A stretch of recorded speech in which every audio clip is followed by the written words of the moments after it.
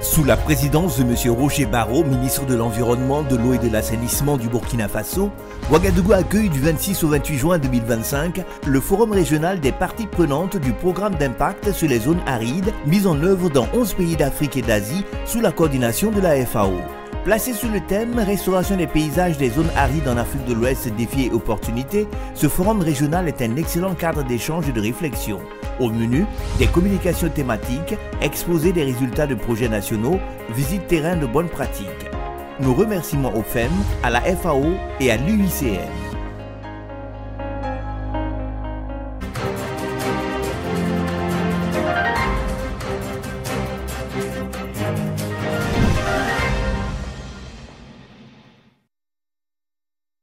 Plusieurs structures étaient au rendez-vous de l'initiative patriotique pour reverdir le Faso. Une initiative qui invitait tous les Burkinabés à planter afin de pouvoir relever le challenge de 5 millions de plants à mettre en terre en 1 heure. Nous avons fait un récapitulatif des plantations faites par quelques structures. Restez avec nous pour en savoir davantage. Bonsoir à vous, chers téléspectateurs. C'est toujours un plaisir de vous retrouver sur Faso Green TV, votre média en ligne dédié à l'environnement, l'eau et l'assainissement. Je vous le disais à l'instant, la Journée nationale de l'arbre a connu cette année une innovation majeure. Il s'agit de l'heure patriotique pour reverdir le Faso qui a invité tous les Burkinabés à planter afin de relever le défi de 5 millions de plants à mettre en terre en 1 heure. Structures étatiques, associations ou encore ONG, toutes ont répondu favorablement à cette initiative nationale. Le tour d'horizon des reboisements de quelques structures avec Mamadou Souare. L'heure patriotique pour reverdir le Faso. C'était l'innovation majeure de la 7e édition de la Journée nationale de l'arbre, célébrée dans la région du Centre-Sud. Le défi à relever était de planter 5 millions d'arbres en 1 heure sur le territoire national. Le temps a été donné par le chef du gouvernement depuis la commune de Guiba avec la mise en terre de plus de 4600 plants. Entre 8h et 9h ce 21 juin, journée dédiée à l'arbre, département ministériel, direction déconcentrée, ONG, associations, bref, ils sont nombreux les acteurs à répondre favorablement à cette initiative nationale.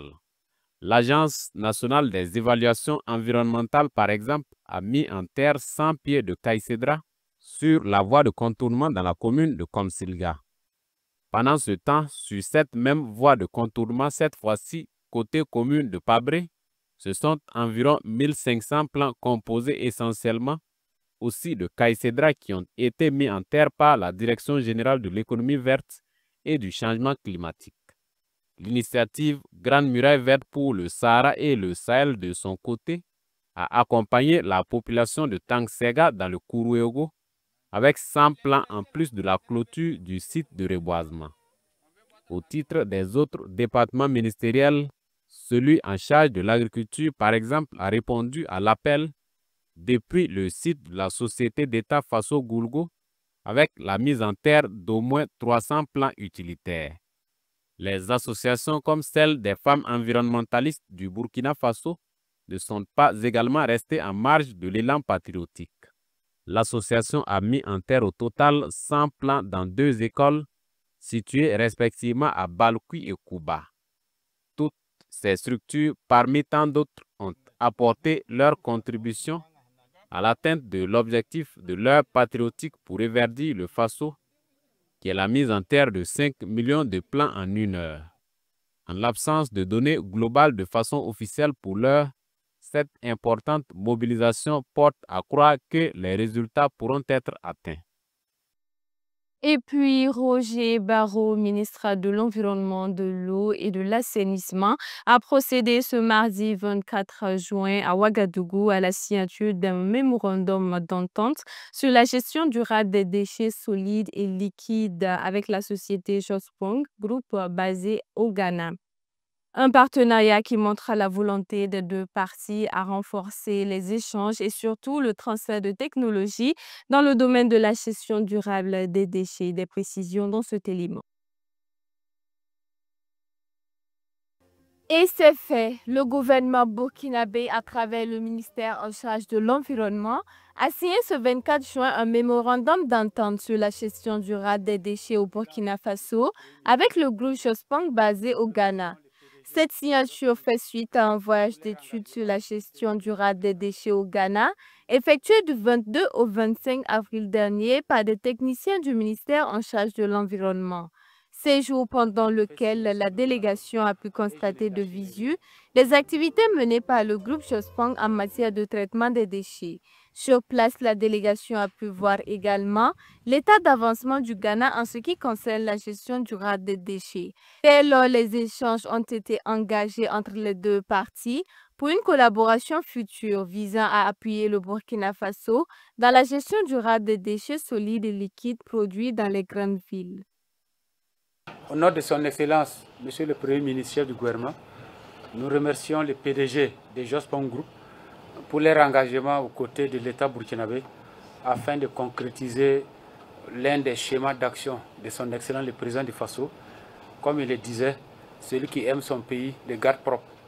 Donc nous aimons notre pays et nous avons compris que Jospang aime le Burkina Faso et ils vont nous aider pour que nous soyons ce que nous voulons être. Voilà un pays propre qui, à partir de là, peut travailler pour réaliser ce développement. Le premier responsable du département en charge de l'environnement, Roger Barreau, n'a pas manqué de témoigner sa gratitude à l'égard de l'ambassadeur du Burkina Faso au Ghana pour les efforts fournis dans l'aboutissement de ce processus. Un processus qui devrait aboutir normalement dans de brefs délais. C'est pour saluer l'effort que son Excellence, Monsieur l'ambassadeur du Burkina Faso au Ghana a déployé. Voilà pour que nous nous retrouvions aujourd'hui. Si Jospang est sérieux, on signe le mémorandum avant le 30 juin. Et s'ils sont encore sérieux, l'usine commence à se construire avant le 31 décembre 2025. Donc pour la première partie, nous sommes dans les délais. Son Excellent Monsieur le Premier ministre nous a reçus. Pour le deuxième délai, on n'a pas le choix. Après la signature de ce mémorandum d'entente, les techniciens du groupe Jospang, géant ghanéen de l'assainissement, resteront à Ouagadougou pour des préétudes qui devraient aboutir d'ici janvier 2026 à un accord, puis la construction d'une usine de traitement des déchets. Ce partenariat témoigne de la volonté des deux pays de renforcer leur coopération tout en apportant des solutions innovantes aux différents enjeux environnementaux. Et puis, pour terminer, le 16 mai dernier, Jean-Charles Bambara était devant les membres du jury pour sa soutenance de thèse en sociologie portant sur le thème d'une pratique ancienne à une pratique réhabilitée, l'agroforesterie à l'épreuve des innovations techniques et des enjeux socio-écologiques dans la région du Nord au Burkina Faso. Il s'en est sorti avec la mention très honorable. Des détails avec cet élément de Coucou Miesso. Jean-Charles Bambara a soutenu avec brio sa thèse de doctorat en sociologie le 16 mai dernier en s'en sortant avec la mention très honorable.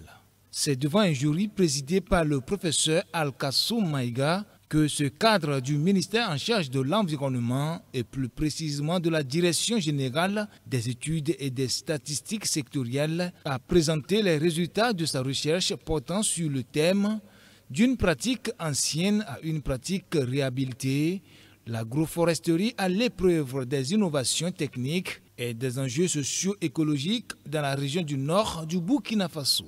Sa recherche multicentrique a mis en lumière les défis auxquels est confrontée l'agriculture ancienne. Lors de sa présentation, il a souligné l'impact des activités anthropiques telles que l'industrialisation, la déforestation et la croissance démographique sur l'environnement au XXIe siècle. Cette problématique, particulièrement présente dans la région du nord du Burkina Faso, a motivé son étude visant à analyser l'évolution de la situation socio-écologique et la réhabilitation de la pratique agroforestière. Notre travail a consisté d'abord à analyser les facteurs qui ont favorisé la réhabilitation des pratiques agroforestières. Et comme je le disais, c'est une pratique, ce n'est pas des pratiques nouvelles, en ce sens que Et depuis la nuit des temps, depuis quand même des siècles, les populations avaient ces idées-là. Les populations associaient les cultures aux arbres. Voilà, de par justement ce que nous observons, les parcs agroforestiers, qui sont le fait de laisser délibérément certaines espèces voilà, dans le champ. Animé par une grande joie, partagée en ce jour du 16 mai 2025, après 4 ans de recherche et de dur labeur, le nouveau docteur est entouré de sa famille, de ses amis, de ses connaissances et de ses collègues venus le soutenir. Le docteur Jean-Charles Bambara a fait vraiment un super travail. C'est tout à son honneur. Voilà. Et en tout cas, ce que je peux dire, c'est vraiment de lui souhaiter beaucoup de chance pour la suite. Et que ce manuscrit-là, justement, soit le début d'un vaste chantier de recherche qui va s'ouvrir à lui. Ce nouveau docteur, encadré par les éminents professeurs membres du jury, a vu la pertinence du thème étant donné qu'il s'inscrit dans la transition de l'agriculture burkinabé. La recherche de l'impétrant témoigne de sa volonté de participer d'une certaine manière à la réhabilitation des savoir-faire locaux qui avaient été disqualifiés. Professeur Ramane Kaboré, directeur de thèse de Jean-Charles Bambara, après avoir félicité son diplômé, a saisi l'occasion pour lui prodiguer quelques conseils. La thèse en soi, elle est bouclée. Ça, c'est bouclé. Il y a eu des observations qui ont été faites par les différents membres du jury, lesquelles observations ont été intégrées. Donc la thèse est bouclée. Maintenant, peut-être c'est une question de perspective. À mon avis, ce thème constitue un filon qu'il peut patiemment, savamment, intelligemment exploiter pour essayer de pouvoir en tout cas produire un certain nombre d'articles. Au terme de sa soutenance, le président du jury a estimé que M. Bambara a fourni un travail conséquent sur un sujet important et ancré dans des préoccupations concrètes. Il a salué le parcours académique exemplaire de l'impétrant qu'il a présenté comme un étudiant ayant toujours su se distinguer par sa détermination et son engagement. Il a toutefois appelé à certains ajustements destinés à renforcer la clarté, la cohérence et la rigueur scientifique de la thèse. C'est tout pour ce journal. Merci de l'avoir suivi. Rendez-vous demain pour une nouvelle session d'information. Au revoir.